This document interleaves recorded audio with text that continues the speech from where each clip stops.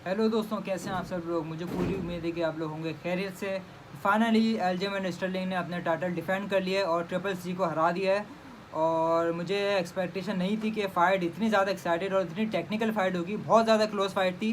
बहरहाल एल्जेमेंट स्टर्लिंग ने फ़ाइट जीत ली और अगली फ़ाइट का ऑलरेडी सेटअप हो चुका है। जब शॉन ओमैली ऑक्टेगॉन के अंदर आ गए थे और उनकी काफ़ी सारी मुँहमारी हुई थी एल्जेमेंट स्टर्लिंग से। बहरहाल फ़ाइट बहुत कॉम्पिटिटिव थी, लेकिन मैं एग्री नहीं करूंगा जजेस के डिसीजन से। और बहुत से लोग मेरे साथ साथ हैं जो कि इस बात से एग्री नहीं कर रहे और उनको लग रहा है कि हेनरी सेजुडो ये फाइट जीत गए थे। मुझे भी ऐसा ही कुछ लग रहा है कि कम से कम 3 राउंड हेनरी सेजुडो ने फ़ाइट की जीत लिए थे, क्योंकि हेनरी एक तो मूव फॉरवर्ड कर रहे थे और टेक डाउन भी उनके ज़्यादा अच्छे थे।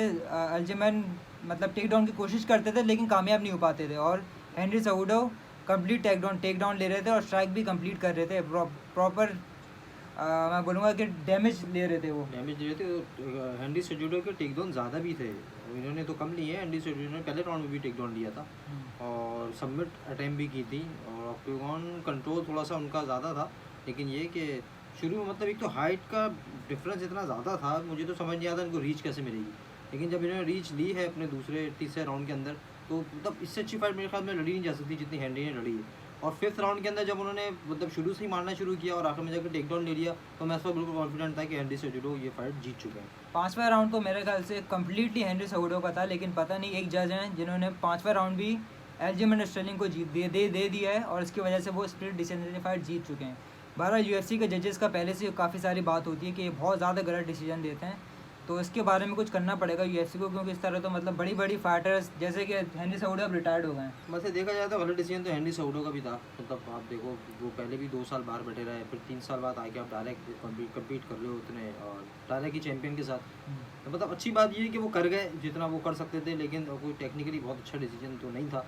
और अभी भी वो अगर फ़ौरन दोबारा रिटायर हो गए तो ऐसा भी नहीं होना चाहिए, क्योंकि इनको इमीडिएट रिमैच भी मिल सकता है। और अगर उधर शॉन ओमैली जीतते हैं तो शॉन ओमैली से भी इनको मैच मिल सकता है। और मेरे ख्याल से अगर नेक्स्ट फाइट होती है तो ये दोनों को आराम से बीट कर सकते हैं। अगर वो 3 साल बाद आके इतना टफ कंपटीशन दे सकते हैं इनको, तो मेरे ख्याल में अगर थोड़ा सा एक आध फाइट और लड़ ले अपनी नॉर्मल रूटीन के, क्योंकि चैंपियनशिप राउंड तो मेरे हिसाब से हेनरी सेजुडो ने सही लड़े हैं। शुरू में थोड़ा सा पेस पकड़ने मुश्किल, शायद रीच नहीं मिल रही थी हाइट एडवांटेज की वजह से। तो लेकिन ये कि बेहतरीन फाइट लड़ी और मेरे ख्याल से रिटायर नहीं होना चाहिए था दोबारा। लेकिन ये भी होता है ना कि जब एक फाइटर काफ़ी लंबी विन स्ट्रीक से जीतता हुआ आ रहा हो, फिर उसको जजेस एकदम से फाइट हरवा दें, तो उसका बहुत ज़्यादा वो डिसअपॉइंट हो जाता है। उसको ये लगता है कि यार मेरा पूरा फाइटिंग रिकॉर्ड ख़राब हो गया, फिर वो रिटायर्ड ही हो जाता है। वो दोबारा से इंटरम की फ़ाइट लड़ेंगे, फिर चैम्पियनशिप के लिए आएंगे।